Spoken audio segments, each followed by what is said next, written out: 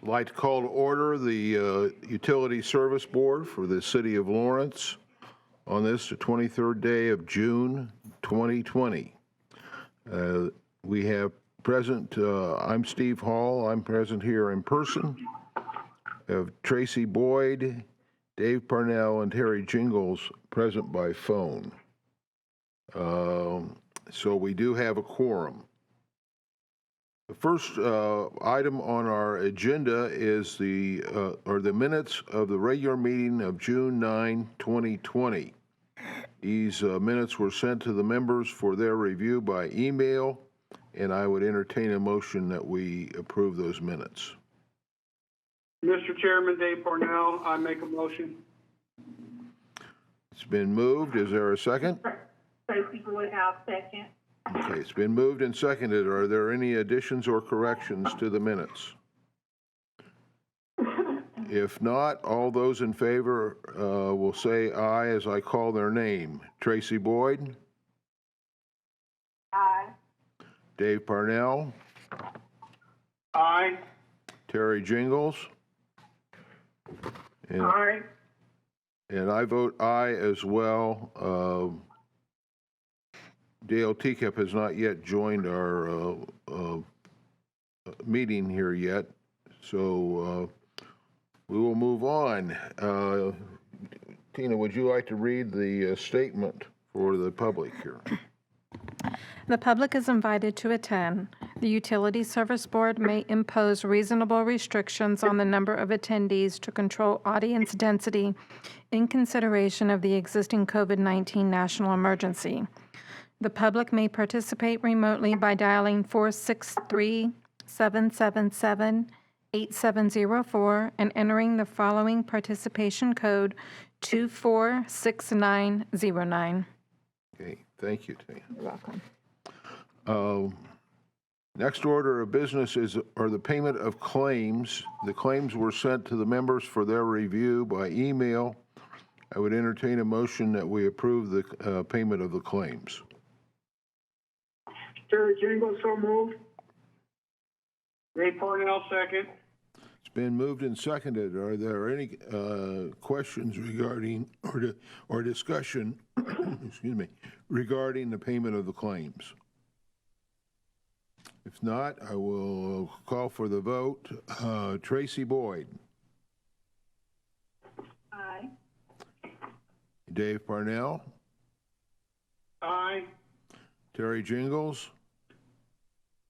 Aye. And I vote aye as well, so that is approved. The next item on our agenda is a report of Utility Superintendent. Good evening. Evening. So just want to point out we have a change order number 4 on the agenda for approval tonight. No major developments operationally speaking. So yeah, everything's just business as usual, getting our sewer project fired up. And of course, we're getting ready, prepared to open bids on Phase 2 water improvements projects on Thursday.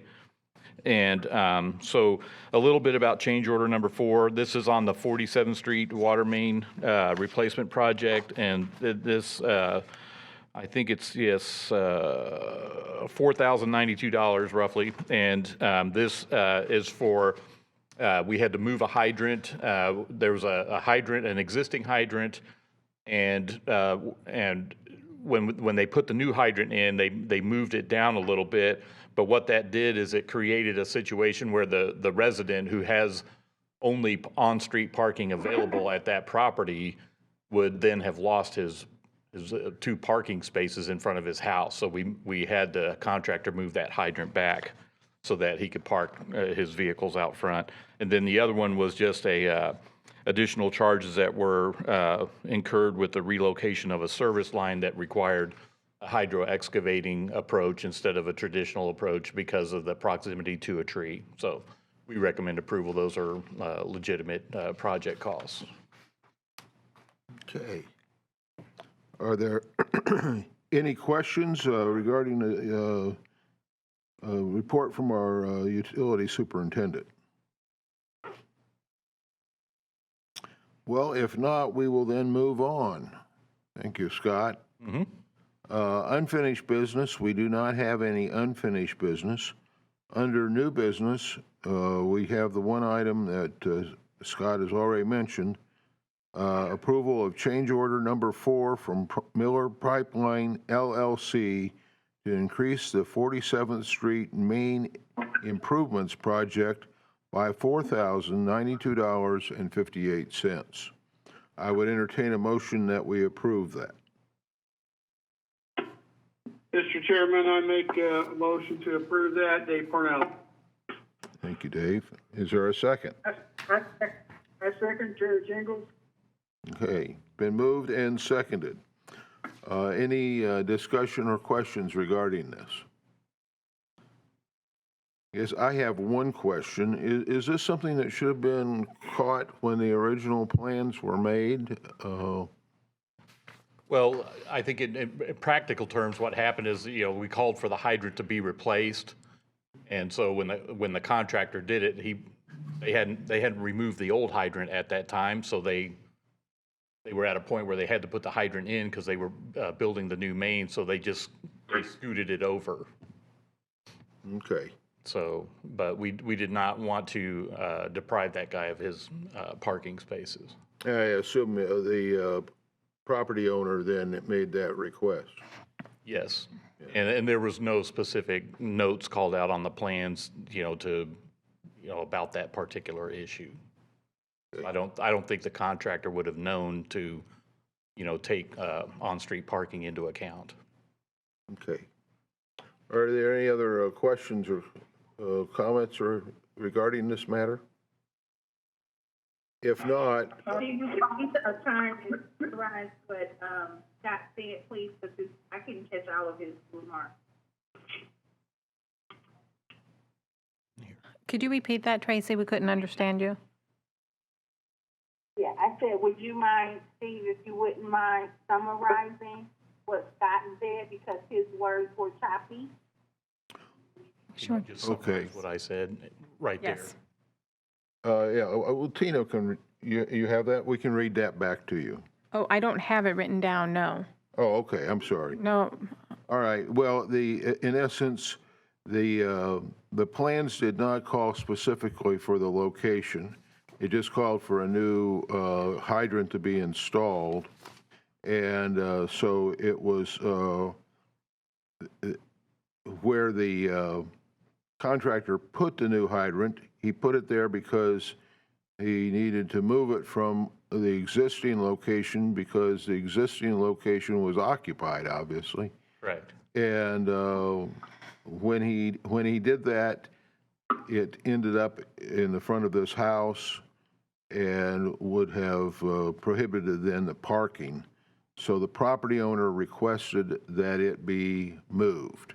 And so that's what this is for, is to accommodate moving that hydrant so that the on-street parking for the homeowner is still available. Okay, Okay? thank you. All right. So anyway, I will, if there's nothing else, I'll call for the vote. Mr. President, Yes. I've got one question. I'm just looking at the report, and it said that this change order was for $80,000. That included change orders 1 through 3. Did you know what the other two were? The other two change orders and the amount? Those have already been approved. Yeah, those were things that have already previously been approved. This is change order number 4. Yeah, so we've had, this is a 4th change order on this particular project. And which I guess is understandable because until you're in the field doing this, you don't know all the things that you're going to run into. Correct, especially in an existing neighborhood like that. Yeah. So this is where they had to work around. I think our previous change orders included working around things that were found when they excavated, as far as existing sewer pipes and so forth. Okay, I just saw that and I wanted to get clarification on that. But before we move on, I just got a question that might not be in line with what we're doing right now, but I'm gonna ask it anyway. Is there some kind of ordinance that tells us, what color our water hydrant should be in the city? It's not an ordinance. Okay. Right, you know? Yeah, it's not required by ordinance. What we have is we have utility standards so that all of the City of Lawrence public fire hydrants are to be painted safety yellow, and then private hydrants are to be painted red. Oh, okay. So if we see one that has been painted another color, should we report it? You can, but keep in mind if you know, on all our bordering boundary streets, right across the street is CE or Citizens Water, and theirs are kind of a greenish turquoise type color. Yeah, I know in our neighborhood, we had one that was yellow and now it's white. I just didn't know what the reason for that was. That's all. Just curious. That could be nothing more than just a faded yellow, and it would indicate that we need to get in there and get those hydrants painted. So we can check that. Now, what I'm saying is freshly painted white. Someone painted it. Well, then that's not good. So we'll get out there and check that for sure. Then. Yeah. Let Scott know where that's at, Terry, because apparently somebody has taken it upon themselves to change the color. Which happens. Yeah.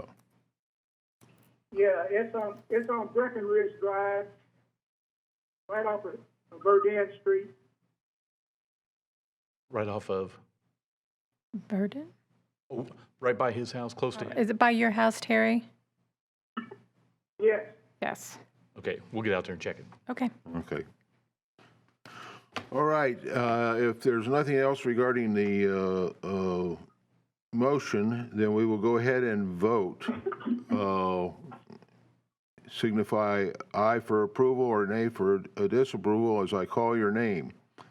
Tracy, Aye. Dave, Aye. Terry, Aye. and I vote aye as well. So that is approved. Our next order of business would be account adjustments. I will read these off. There are three of them.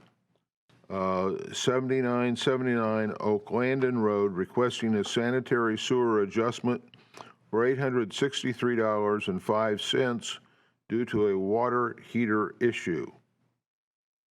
Item number 2, 7927 Alamosa Lane, requesting a sanitary sewer adjustment for $2,044.91 due to a service line leak. And the third item is 6896 Meadowview Drive, requesting a sanitary sewer adjustment for $727.21 due to a service line leak. I would entertain a motion that we approve those three items. Mr. Chairman, Dave Cornell, I make a motion to approve all three. And is there a second? Tracy Boyd, second.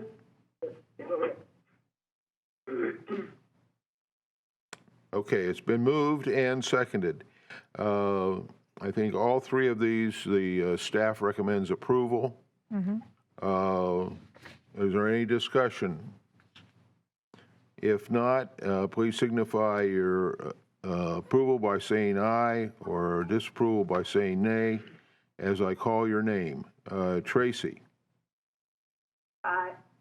Dave, Aye. Aye. and Terry. Aye. And I vote aye as well.